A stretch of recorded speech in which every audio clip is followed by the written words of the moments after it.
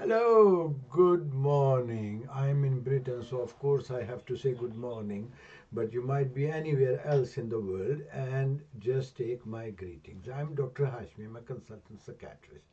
And the reason I want to talk to you directly live and is to talk about relationships unlimited.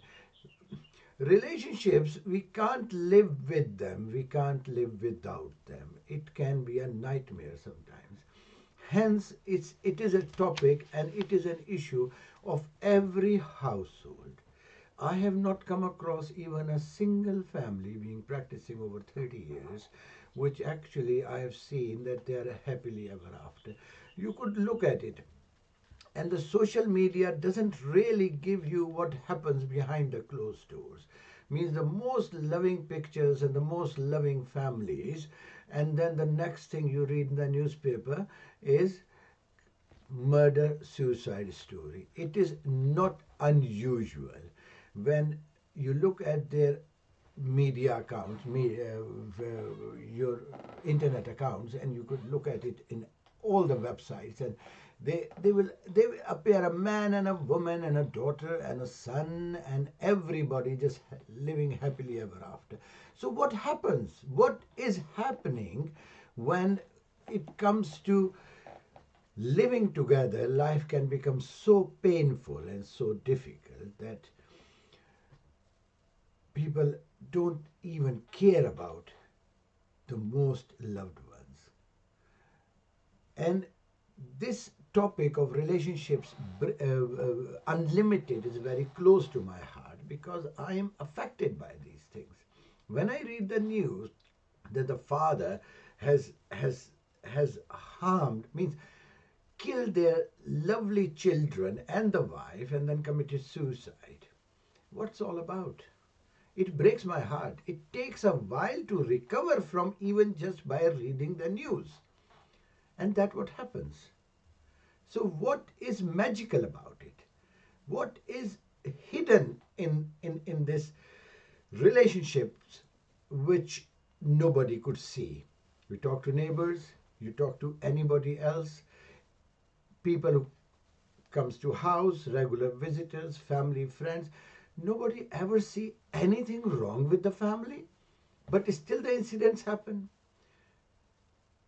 So that is what I want to look at during this live session. What goes on, who we are, and what my mind says that when we decide to choose our partners, when we decide to spend life with someone, we intentionally don't let our mind to stop her doing that. We convinced ourselves that we are with the right person, even when we are not, for one reason or another. We spent more time choosing a piece of clothing or a pair of shoes to fit us better, for a perfect fit, to give us the comfort. But when it comes to choosing our partners, choosing people we decide to spend life with, we don't think. We don't spend enough time to have those people tested out properly. And that is what causes problems. This is what I believe happens. But this is not what all happens. This is the start of it. This is just the start of it. Then, when we are in love, our rationality goes out of the window. We don't think. We believe that we are thinking. We believe we are rational. We believe that we are taking the right decision. But then, why all these things happen? You know where the divorce rate going? Do you know how many people having affairs outside their relationships? Why people regret to be in a relationship? I hardly come across someone, I don't think I do, where anyone would have said they don't love their children. But what I hear most frequently is the issues with their spouse, with their partners. And it goes both almost equally for men and women. Okay, you have taken an impulsive decision. You have tried your best to understand your partner, and things are still not working out. Then there are certain ways to deal with it. Number one, we are controlled by our personalities. We don't live with the way we look like. We don't live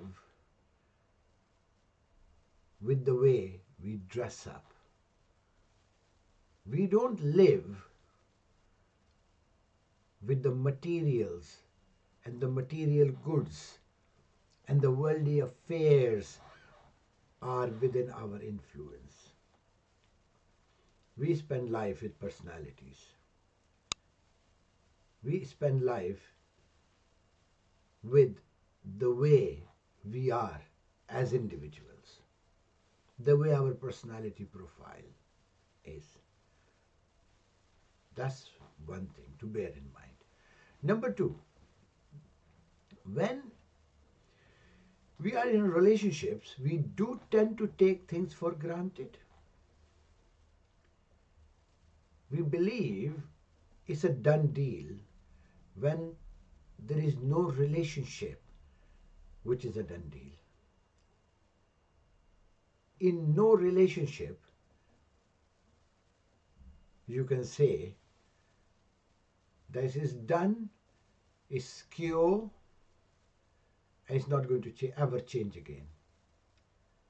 And that is what the difference is between biological and the social aspect of the relationship. We are connected with people through two specific links. One link is biological. We cannot change our parents. We cannot change our siblings. And because we are grown up with them, we acquire the elements which are necessary to maintain that relationship. Basically, if you are grown in an environment, irrespective of the fact that a lot of times we see sibling rivalries, we see dispute with parents, we see brothers and sisters not talking to each other for years to end.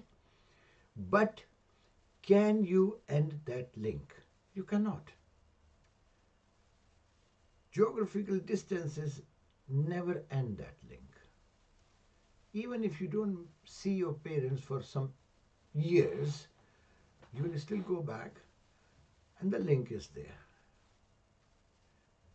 But there are other aspects of relationship which are social. Now the social relationships, there are two subdivisions. One are contractual, the other one are non-contractuals.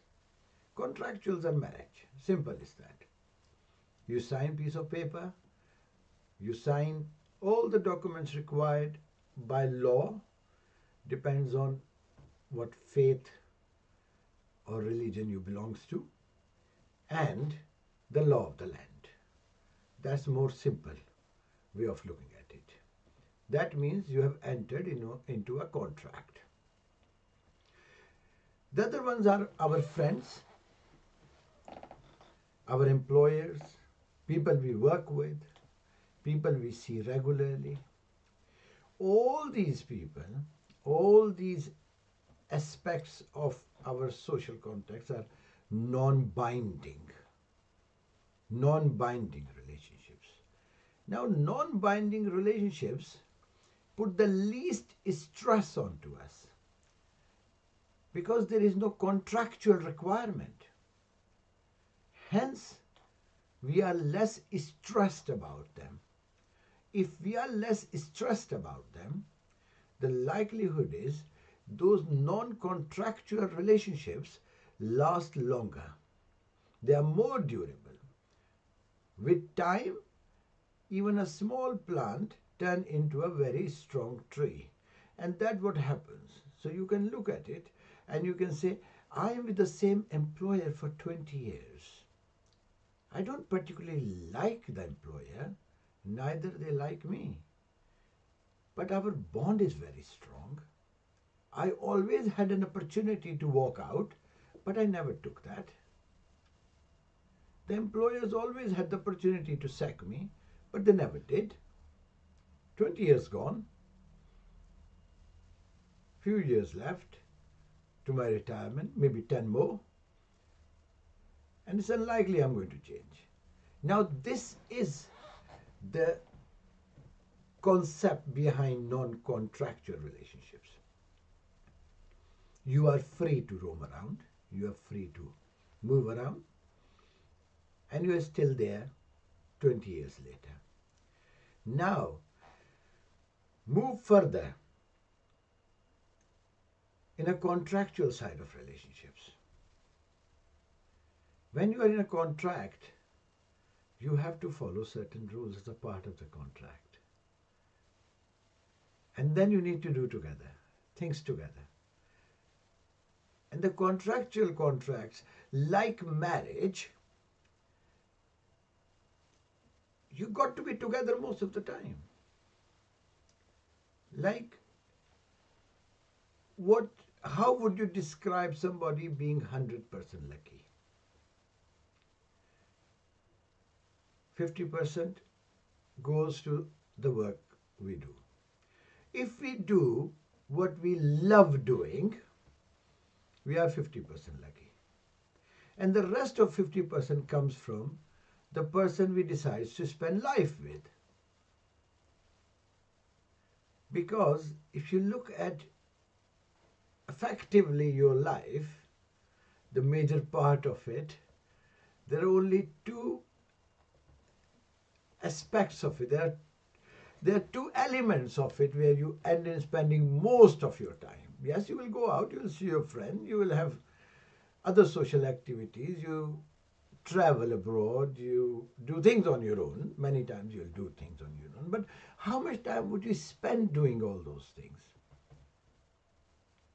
The majority of the time is basically you spend either at work or at home.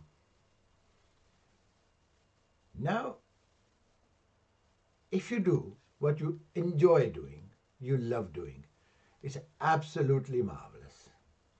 And if you are with somebody whom you trust, whom you love, irrespective of the fact that the definition of love continue to change with time anyway, but someone in a stable relationship is 100% lucky. What else do you need?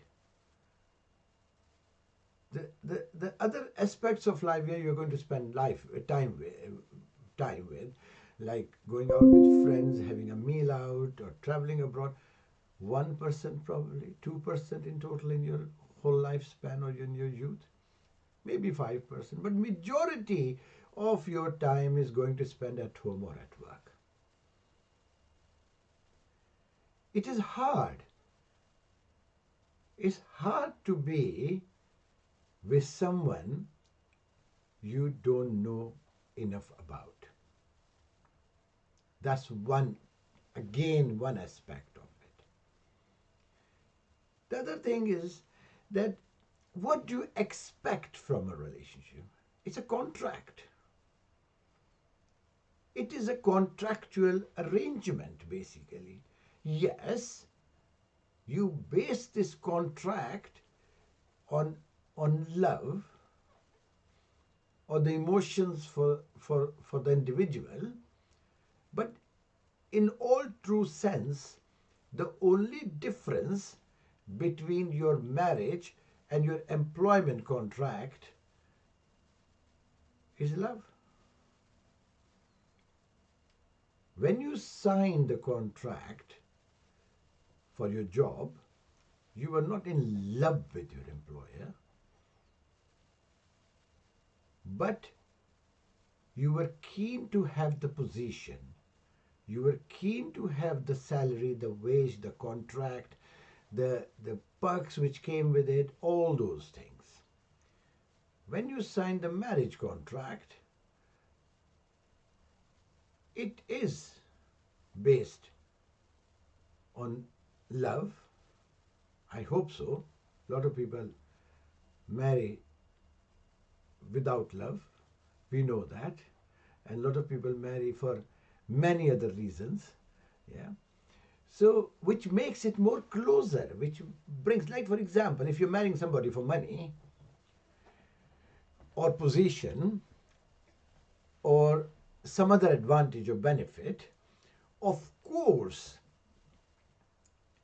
it will bring a marriage contract quite close to your employment contract, because employment contract doesn't have any love in it. And a lot of times employment contracts are based on finances. Money is the biggest motivator for human psychological systems. Money is the biggest motivator. That's why you pay, you get what you pay for. That's why it is said. So, if you're marrying somebody without love, but for financial reasons, for other reasons, of course it's very close. But in a sense, both are contracts. Now, if you were employed to do certain tasks, yeah, and you don't do it, yeah, you were employed as a data analyst, or you were employed to attend telephone calls, or you were employed to be at the reception. And instead of doing that job, you start making cups of tea for everyone in the office. Or you start chatting with a big smile on your face with anyone, everybody in the office. Or start cleaning their tables for them. What would happen? What would happen basically? Nothing. You're not just doing your job. That's all it is. Now, you will be tolerated for some extent, I must say that, but you know this very much in the depths of your heart that you will be fired soon. Of course you will be fired. Why would you not be fired? You are employed to do certain job. You are employed to do certain things. You are not doing those things. You will be tolerated for a while. You will be disciplined for a while. You will be asked to explain why you are not doing what you were meant to do. Then what would happen? Gone. Gone with the wind. You'll be fired eventually. Same as happens in the marriage contract. This contract brings certain elements to it. And what are those elements? You need to be together. You need to support each other. You need to help each other in all the aspects. You need to respect each other. If you cannot walk in your colleague's office at work and call them all sorts and expect no consequences, how would you expect this to happen or accept it at home? For years I've been talking about this, and for years I've been thinking about it, and for years I am working on this training. And what is that about? When we accept a job, the first thing employers do is send you for training. A training package comes with all the jobs in the world to start with. So you know exactly what you need to do. Marriage contract doesn't. Nobody trains you what to do. Number two, in any job, when you look at the criteria, there are always essential criteria and there are always desirable criteria. Again, marriage contract doesn't come with these essential and desirable. You might come across a number of people who wants to marry a millionaire. It's a very common understanding. You talk to people and you don't know how many times I hear this and how many times I've come across in my life, even from work colleagues who say, oh, I want to marry a millionaire. Oh, absolutely wonderful. I wish I would have married a millionaire as well. Ha ha. But the trouble is this your solution?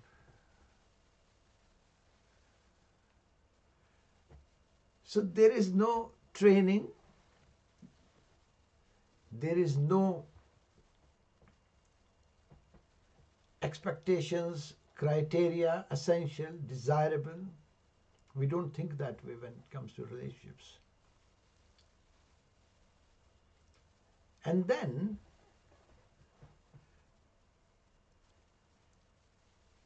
when we think about talking to people at work, we are usually humble, we are rational, we talk to them gently, we try not to get into any dispute at work. What happens? What happens at home? And this is what I was about to talk about, is the issue are very close to my heart again, and I do a lot of training around it, is domestic communication. This is something we never think about. What is domestic communication? And how can we improve that? We don't know. It's very, very hard for us to behave in the same manner when we are in the same contract, almost the same contract. We don't really care. What we say to our spouses most of the time, if we say the same words or they treat the same way, people at work will get a sack. We don't get a sack at home. So what it says, somebody can be very successful professionally, very successful at work, very well liked person, might end in having a dreadful circumstance, a dreadful situation, a dreadful environment at home. For what? Because the person is, whether it's a man or a woman, it doesn't matter. Genders don't matter here. We just don't care. So starting back from the conversation we've started from, that we need to understand, and I wish one day I could bring some kind of an understanding, some kind of a mathematical process by which I could guide and help people, assist people in finding the right partner. I hope is going to happen. I hope it happens. But number one, we don't spend enough time in understanding the person, knowing that person whom we are going to spend life with. Number two, we don't match that person with ourselves. Why? Because we have very small understanding of our own selves. We don't spend time of knowing our own selves. So how can we expect to understand others if we don't understand ourselves? And I give you a simple technique how to understand self. Very, very simple. You just need to ask yourself 3 questions. Number 1, what you like, and put 3 options. Piece of paper, put it down. What I like, 3 options. Then, what I dislike, 3 options. These 3 things I like, these 3 things I don't like. In general, you can pick anything. It's very easy. The third option is what I want to do, what I want to achieve. And then 3 options. And ask your future partner to do the same. Just by doing this simple exercise, your relationship will improve. And why I'm saying that? Number 1, you like anyone, and you are bound to like anyone who would do something which you like. Yeah? If I like something, which could be as simple as some food or some specific thing which I like, anybody who is going to do those things which I like will gain a special place in my heart. Happens to everybody. It is not possible that you don't like anyone who is doing things of your liking. It's simple mathematics. Nothing unusual. I'm not talking French here. Excuse me for using this phrase, but I think this phrase is used quite often. So basically, this is what you like. You dislike. You dislike 3 things. You make a note of it. Trust you me, you will never like somebody who will do things which you don't like. Anything you dislike, if somebody does that, you are going to be irritable. That is as simple as it is. Again, simple mathematics. And what do you want to do in life? 3 things. Where do you see yourself in 5 years' time? And what does this relate to your relationship? We operate at a different level of ambitions. We all have a plan in our heads. The plan might be to climb Mount Everest or throw ourselves down in the well. Doesn't matter. We all operate on a plan. My plan might be as simple as that, fine, I'm happy with my life. All I need to do is to go to the corner shop every morning and buy a loaf of bread. Fair enough. That's your plan. That's what you enjoy doing. That's what you're going to do in the next 5 years. Perfectly fine. There is no issues about it. But the point is that anyone who is going to support you achieving your plans will be your favorite person. Anyone who is going to interfere with your plans, of course you are not going to like that person. So the first thing is we don't know self enough.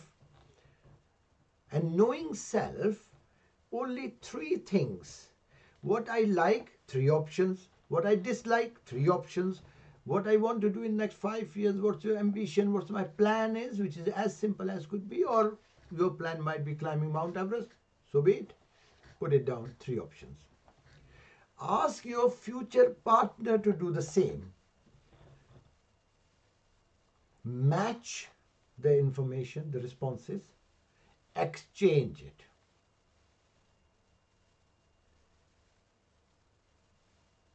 Why it is important?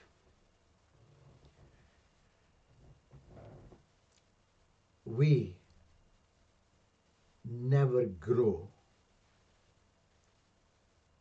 as a baby with our future partners.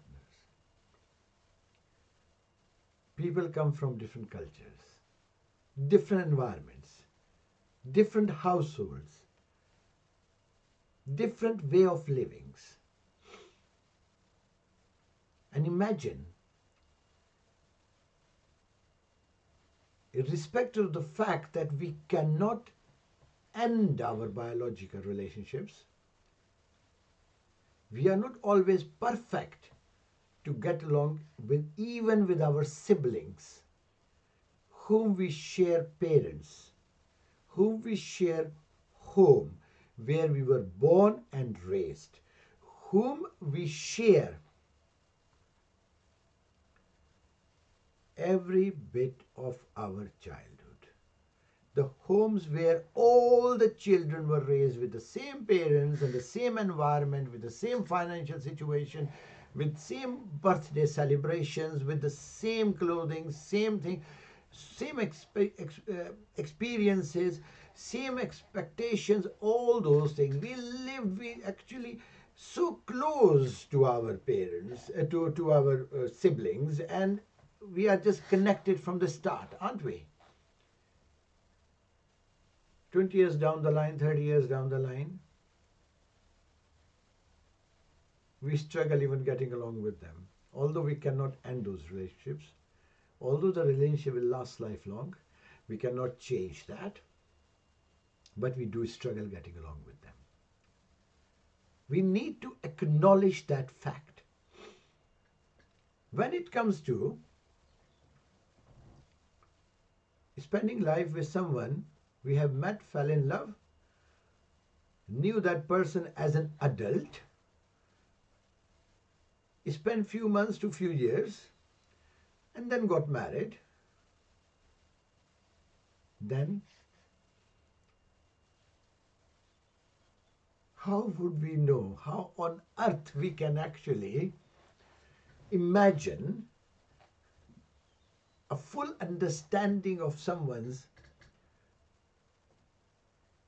personality and life when we grew up in an absolutely different environments, absolutely different cultures. And when it comes to cultures, I always talk about that it is not the society, it is not the faith or religion or belief, it is not the part of the world you are born in. It is always individual. No two families have the same culture. Look at it. Think about it. Observe it. Every household in this world, every household operates on its own culture. Yes, there will be influences, and influences comes from the society they live in, the part of the world they are living in or they are based. They might end in living in different parts of the world at different stages of their lives. All that will influence, as a general rule, whether they are following a religion, not following a religion, and whatever religion they are following, that also brings color to it. But we are very individual people. No two people are the same. And when two people coming from entirely different cultural backgrounds, very individual to a specific family setting, specific family link is required. And that is where I talk about.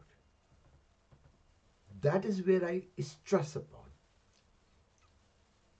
That if you struggle to even get along with your siblings whom you shared every aspect of your culture, your faith, your religion, your way of living, same parents, same household, same finances, same challenges, and 20 years down the line, you do not see yourself getting along with your own siblings, how would you expect marrying someone from a different household? And as I said, doesn't matter what else goes on. There will be countries influence, there will be part of the world where you live, there will be influences, there will be faith influences, there will be living influences, where whatever it is, their cultural influences, whatever influences might be. But every household operates on a specific individual culture. No two households are the same. Go back and look.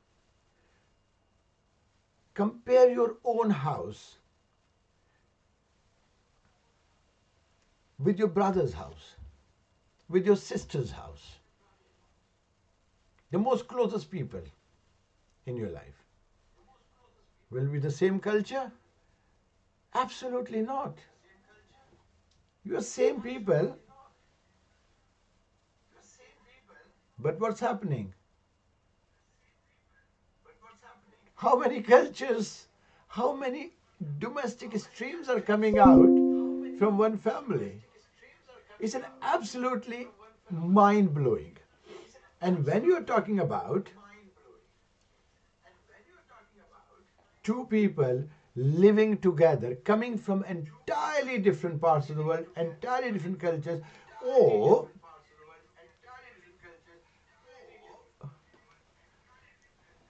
or if you are different, then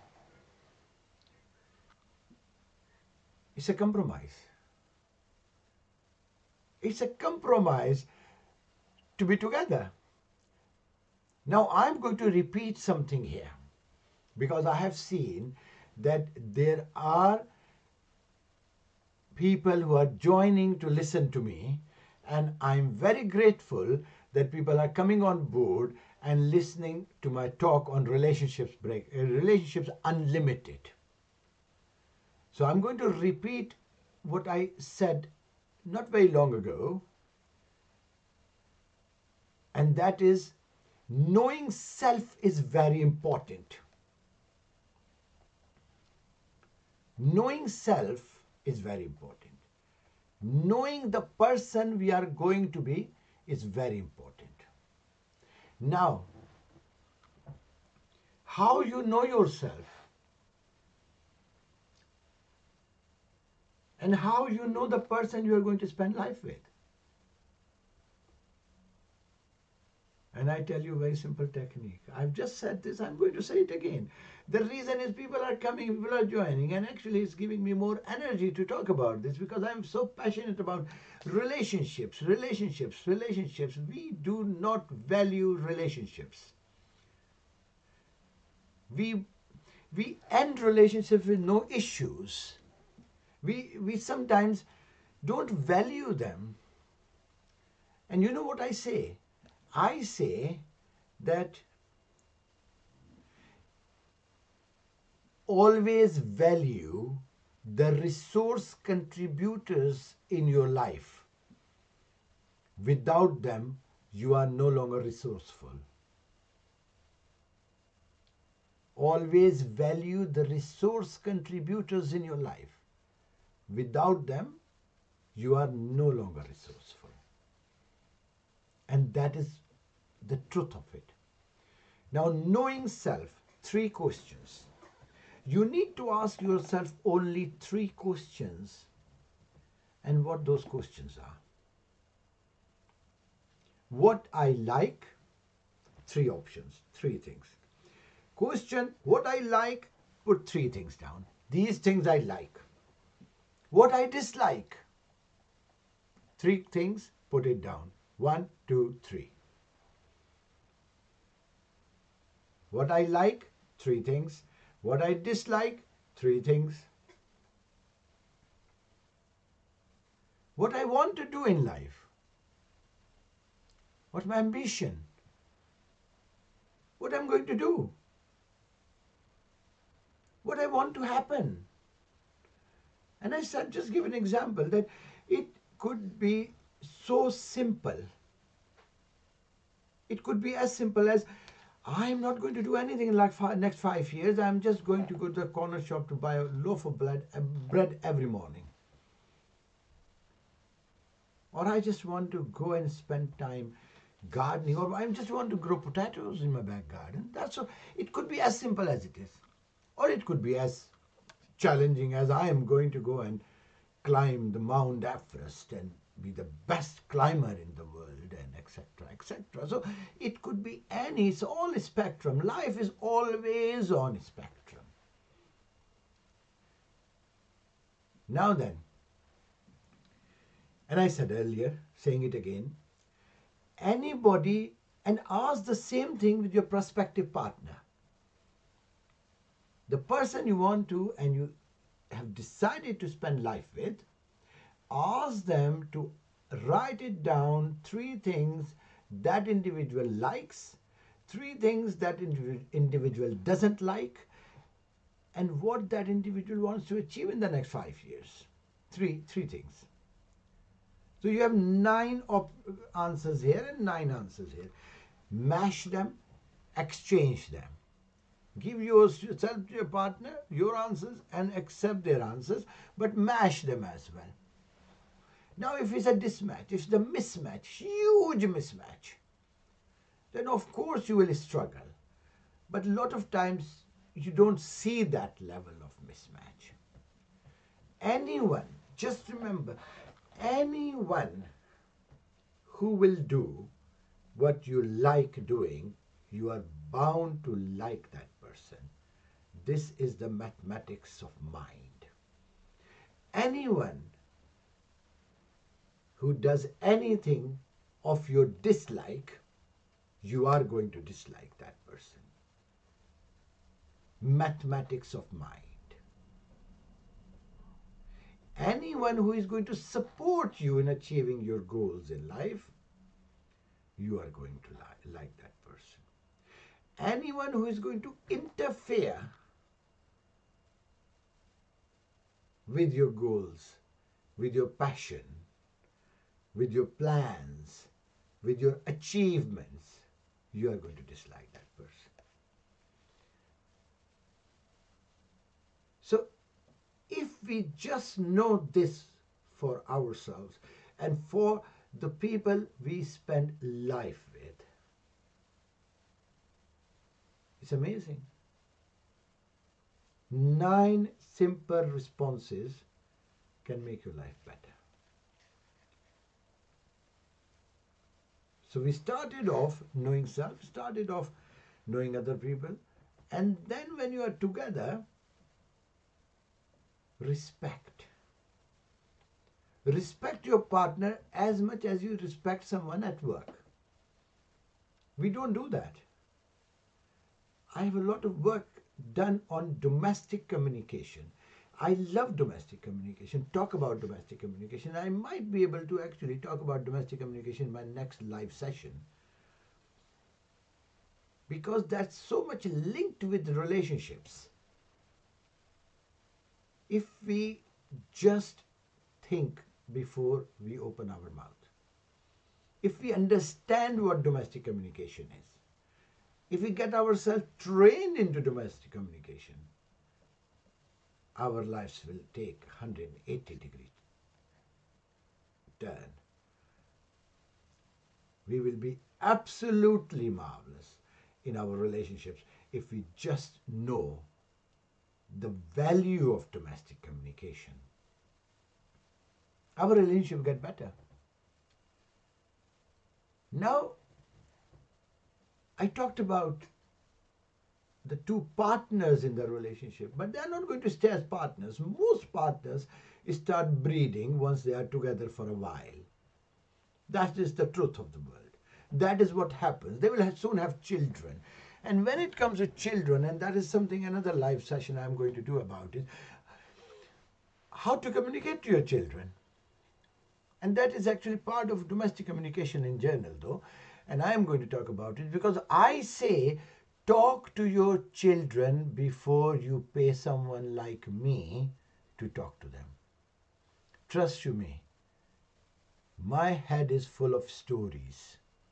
My head is full of stories when parents have said to me, Dr. Hashmi, you tell me how much your fees is, and we are happy to write you a check. Just bring our son back to us. Bring our daughter back to us. Just let my children be able to talk to me. And I say to them, there is no price to it. You can't do that. You cannot buy everything in life, can you? Emotions are not bought. Relationships are not bought. Our love for each other is not bought. For everything you can get the credit card out, but do not replace the credit card with love. As a parent, your presence is more important than the gift, because you are the biggest gift for your children.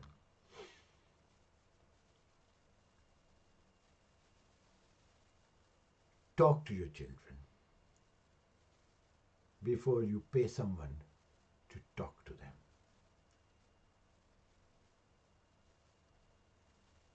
I think this brings close to our conversation of today.